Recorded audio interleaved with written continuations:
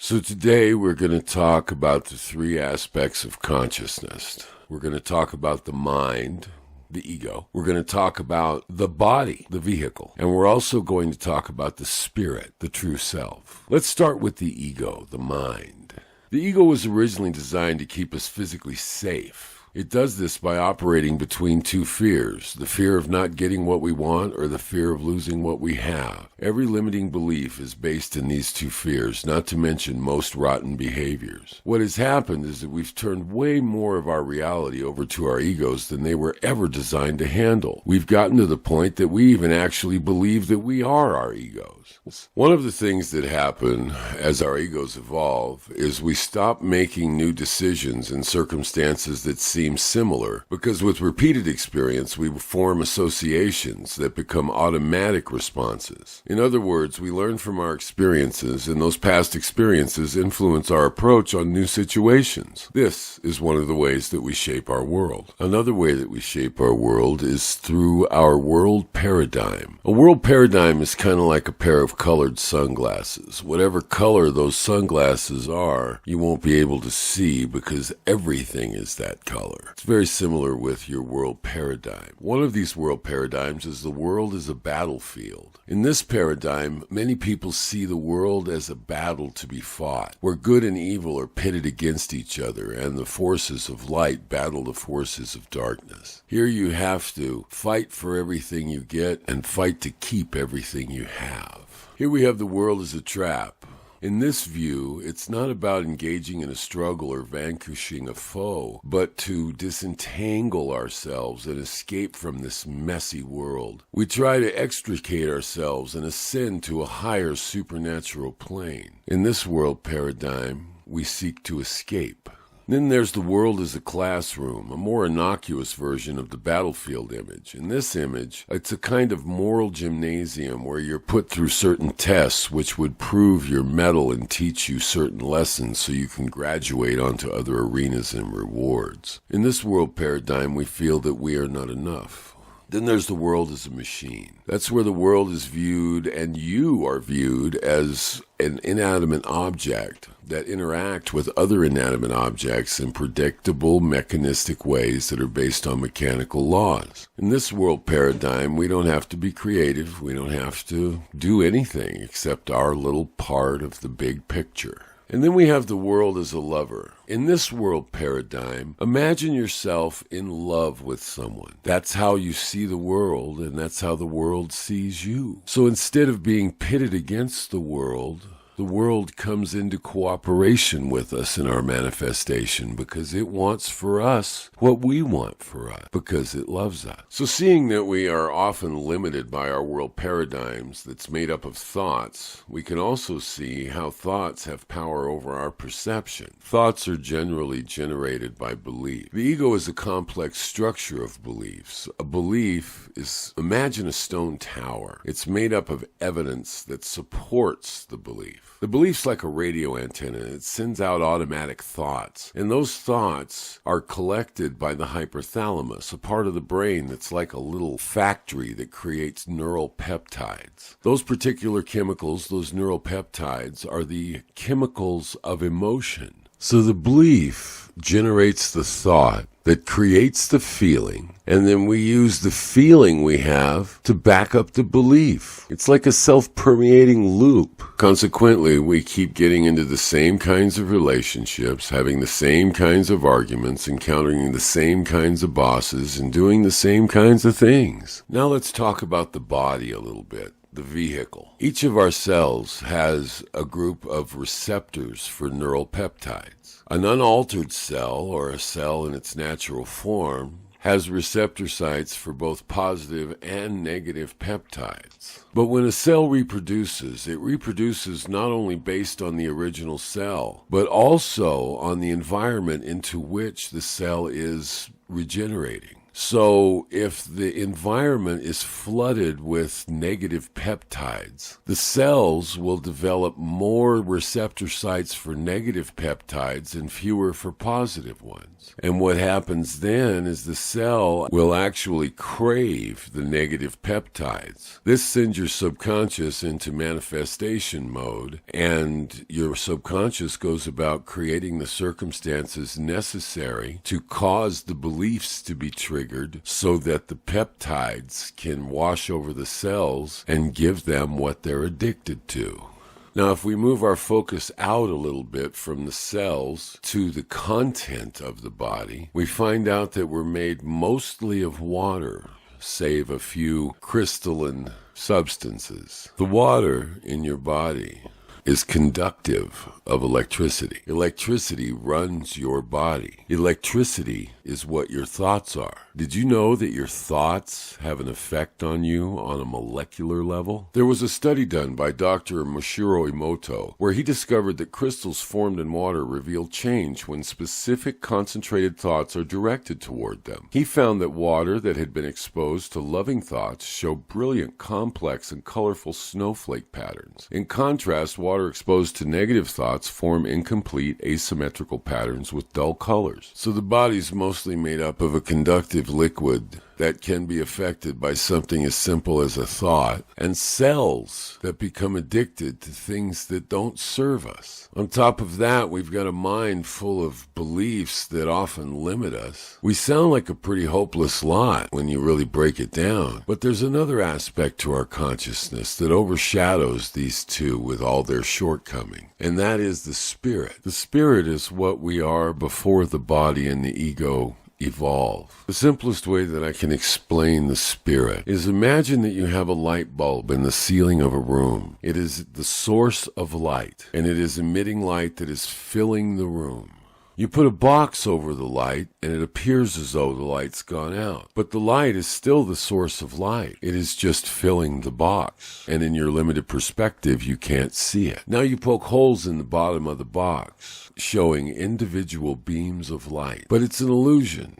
And you know this because it's all part of the same light. It's all coming from the source of light. It's just because of the box that you have the illusion of individual beams of light. Those individual beams of light are our spirit. And then we wrap a body around them, create an ego, and live out a three-dimensional existence. See, in reality, we are multi-dimensional creatures. Life here in the third dimension is like a churning wave. You can paddle around in the wave trying just to stay above water, or you can learn to get up out of the churn and surf. Use the momentum of life to propel you forward instead of pull you down. See, paddling around in the waves is a three-dimensional experience. Surfing them is an interdimensional experience of connection to spirit. The simplest way that I can explain the dimensions is imagine that you have a series of glass shelves. Those glass shelves are the dimensions. Now imagine a light shining through all the shelves. It's not impeded by the shelves. It shines right through them, through every one of the shelves, because it exists outside of the shelves, and light is capable of flowing through the shelves. That light is your spirit. So on the third dimension, on the third shelf, we place an action figure in the beam of light. That's your current self here in the third dimension. And as long as that action figure stays on the shelf, it doesn't get sick and die, it doesn't get hurt or get killed, then you will be living out a three-dimensional existence on that shelf. But you are also living out a dimensional existence on the other dimensions as well, because you shine through all the dimensions. When the action figure falls off the shelf when we die, the beam of light stays right where it was. It doesn't go anywhere, it doesn't take off, it doesn't split, it just stops having a three-dimensional body, but it still maintains three-dimensional consciousness because you have consciousness on every dimension simultaneously.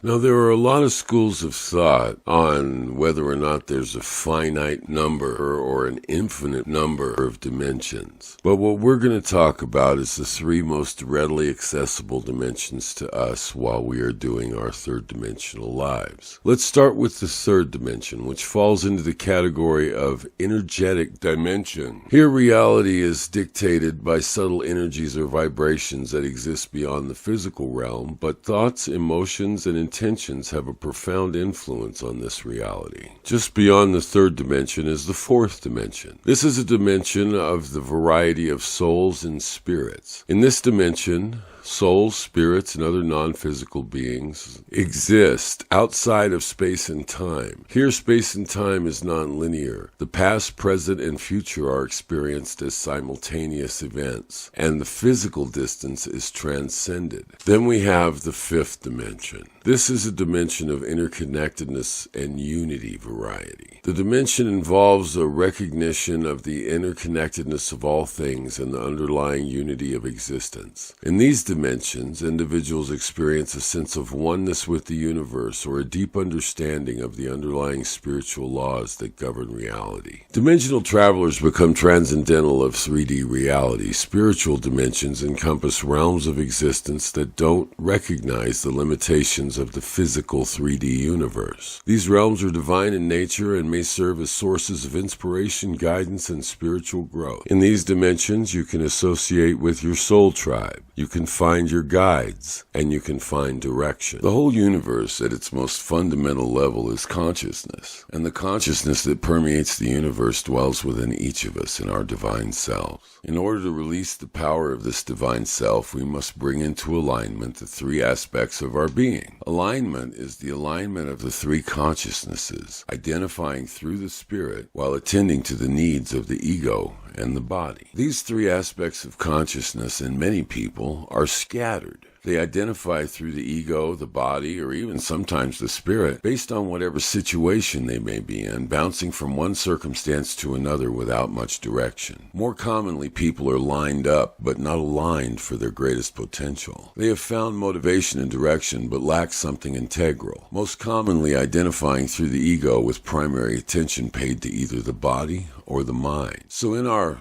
alignment, our first focus is the ego. For the body must follow the mind, and the mind is where the ego exists. In the initial stages of alignment, we bring the ego into line with the spirit by creating a new vivid reality of creative, positive images. With the mind aligned to the spirit, the body seeks its own alignment. Once your body begins to adapt to our new reality, it automatically aligns itself with the spirit and mind. This creates a power center, an environment from which the ideal reality begins to radiate outward, affecting the world around us, enlarging and enhancing our reality, joining with other creators and other realities and ever-expanding possibilities. An example of joining with other creators and realities is a study of a 2-month experiment to reduce violent crime in Washington, D.C. With a large group of participants in the Transcendental Meditation and TM Cindy programs, they meditated around the clock on peace. The study showed a 25% drop in violent crime in Washington, D.C. during the experiment. Now, these guys, they were experienced meditators. They could change their brain states through meditation alone, maximizing their manifestation abilities exponentially. Many of them had years of experience meditating for many hours, even days at a time.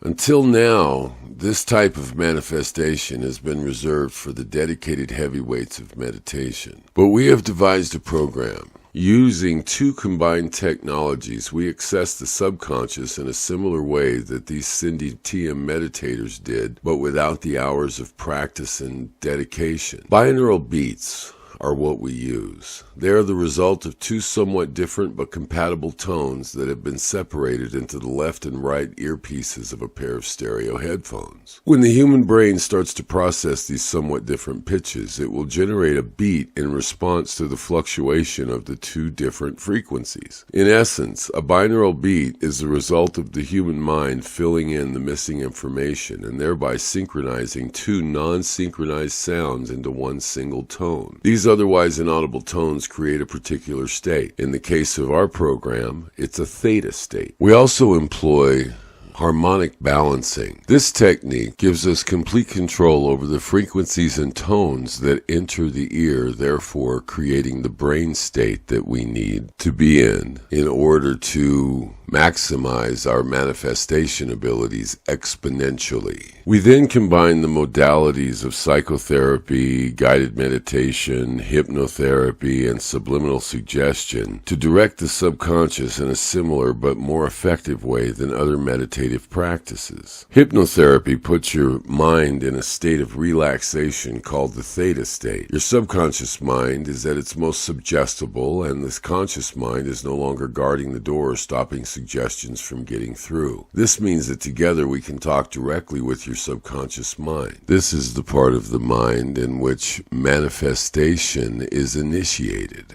We also use guided meditation as a purposeful journey where the imagination is led by an outside source down a mental path for the purpose of enlightenment, relaxation, and manifestation. Subliminal suggestion is also used. In this case, it is a subliminal messaging technique which delivers messages directly to the impressionable subconscious mind while bypassing the more critical conscious mind. The combination of these innovative technologies and highly effective modalities increase the connection to spirit and enhance manifestation. And all you have to do is listen to the recordings as instructed. You might say that I can't do meditation tapes because my mind wanders too much. With this technology, it doesn't matter if you're paying attention, your mind's wandering, or anything at all. The technology puts your brain in the necessary state so that the modalities can do their work regardless of what your mind is on. And now the best part, the program is absolutely free. That's right, you can go to rememberers.net. That's rememberers.net, and you can start listening today for free. Go to rememberers.net to enhance your manifestation abilities exponentially.